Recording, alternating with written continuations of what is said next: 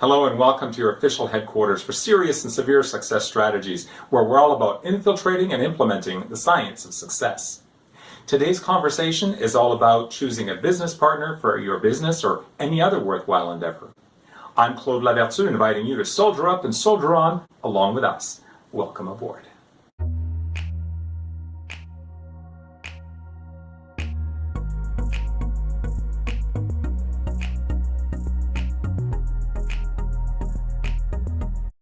When it comes to business and organizing other projects and so forth, perhaps one of the most challenging endeavors is to find the right people with whom to partner.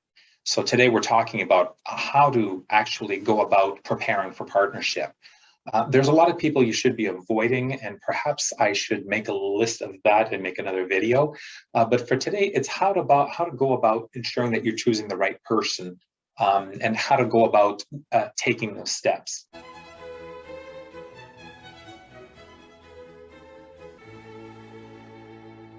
The first step is you want to insist on meeting 3 to 5 times before committing to anything, and then observe.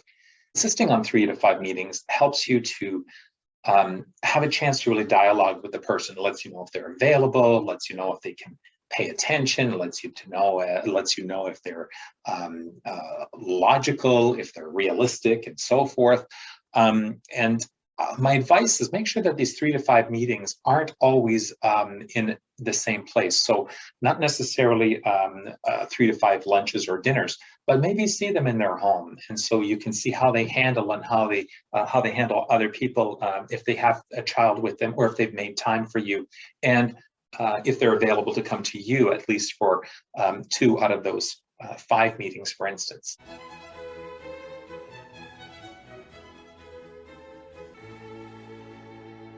Questions you'll want to be asking is, number one, what role do they expect to play? Their administration or direction or IT? Are they looking to be in sales? Are they looking to be the CEO? You want to get clarification of this from the beginning. What answers you'll be looking for? Anything that's going to be wrapped in integrity and service. So those are very important things. Next, you'll want to ask them what role they're expecting you to play. If you're going into an equal partnership, it's vital that you hear answers that are in alignment with you coming off as equals.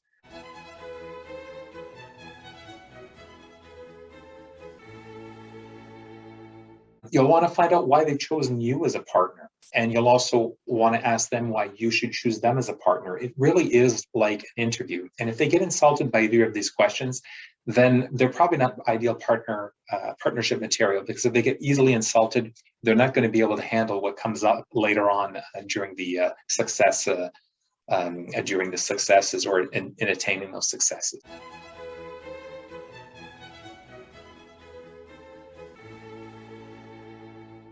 The next thing you want to do, if it's possible, is to see them in action. So you want to shadow them at work or watch their process. So if you're getting involved with somebody who's already an established professional or established somewhat in what they're doing, you want to see them do what they do and see how they handle people. If it's something where you guys have a business idea together, but neither one of you has the business, then find out if there's a way that you can shadow them in some way. Also have them shadow you, see you in action. It's important because you want to see if they're going to get in your way. If you already have a business and you're consulting, for instance, and I did this when I worked in interior design many years ago, if I wanted to partner with somebody on a project, I'd bring them along with me on a consultation. And if I'd see if they step out of line or if they didn't respect or if they didn't handle people well, that would tell me everything I needed to know about how it was going to be to work with them. So today, I do the same thing. If we've got a project to do, I will bring somebody along to see how they will do, so they can shadow me and I can shadow them, and we get an idea of how each other works.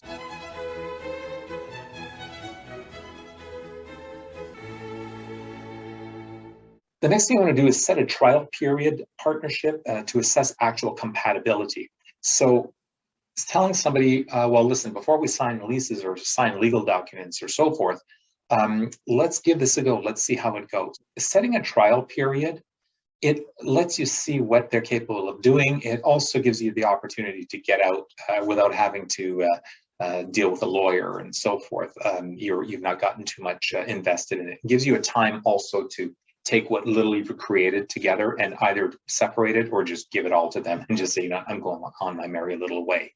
So I find that setting a trial period really works. And it can be anything from a week to a month to 6 months to even a year. This is important before signing anything.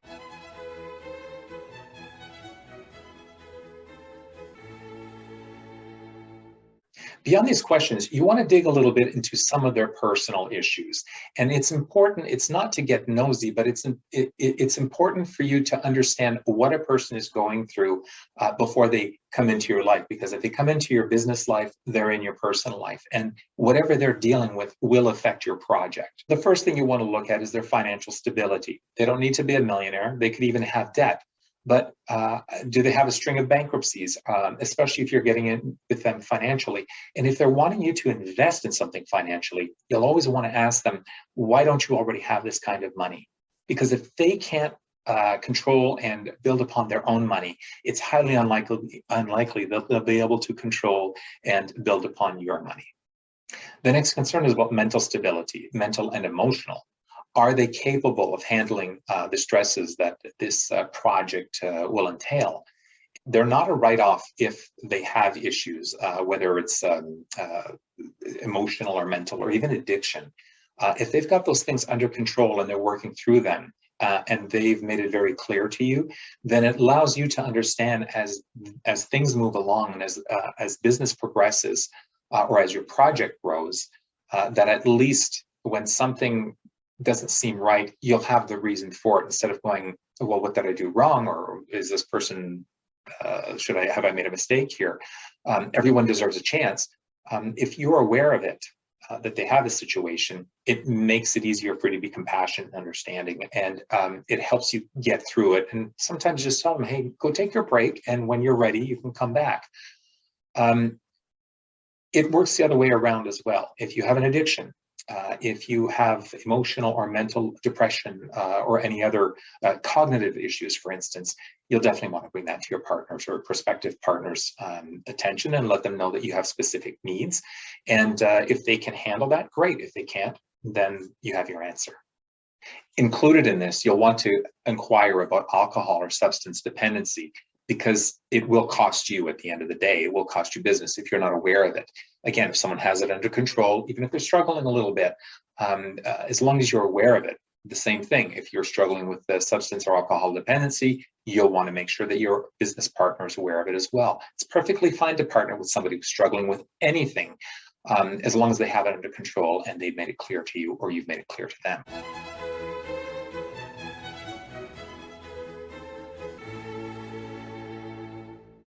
The next point I can't substantiate, underscore, or highlight enough, and that's to make sure that you have a shared vision, shared values, shared morals, shared ethics, shared biases, and shared identity. Rather than make a whole hour-long video about it, look up those words: vision, values, morals, ethics, biases, and identity. It's very important.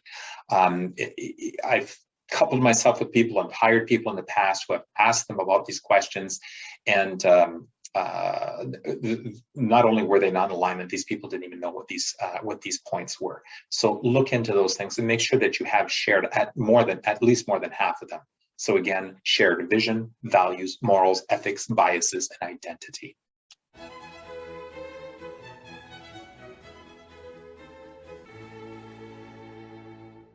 The next inquiry is largely related to the whole point of partnering. And you want to make sure that the person has connections or resources or something to exchange with you. So if you've gotten into business with somebody and they don't have connections, they don't have resources, they don't have money, they don't have experience, they don't have know-how, you'll want to ask yourself why you're partnering with this person. The same thing, you'll want to make sure that you have those, because those are selling points. Sometimes it's not about connections or about money. Sometimes they might have the space. Maybe you know somebody who's got a large house and you need a large space to produce your product. Or maybe someone has extra office space. Sometimes it is about connections and less about money. You might have the money but don't have the connections. So you want to make sure that they have something. Otherwise, what's the point?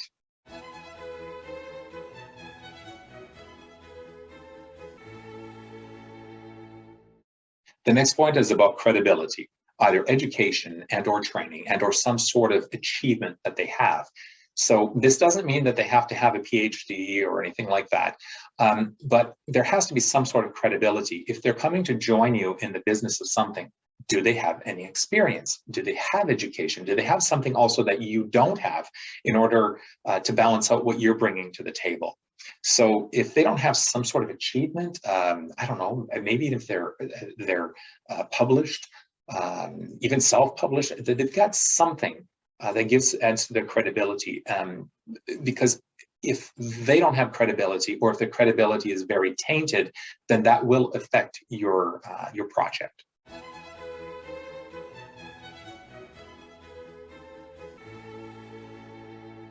The next point is about the longevity of your partnership. Is this temporary?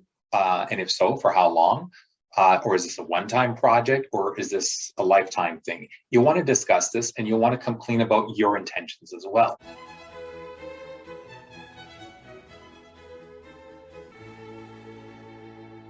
The next inquiry is about legal ramifications. Will there be a contract for this, or just a handshake? And who will own any applicable rights?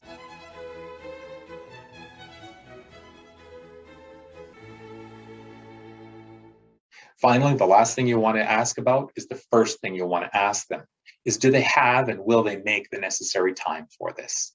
I cannot tell you how many times I've gotten involved with people who claimed, and I asked them specifically, do you have the time for this? Will you have the time for this? And they say adamantly, yes, 100%, I want this and I can juggle this. And before you know it, they're unable. Every excuse starts flying, and before you know it, thing gets done. And I can see it coming.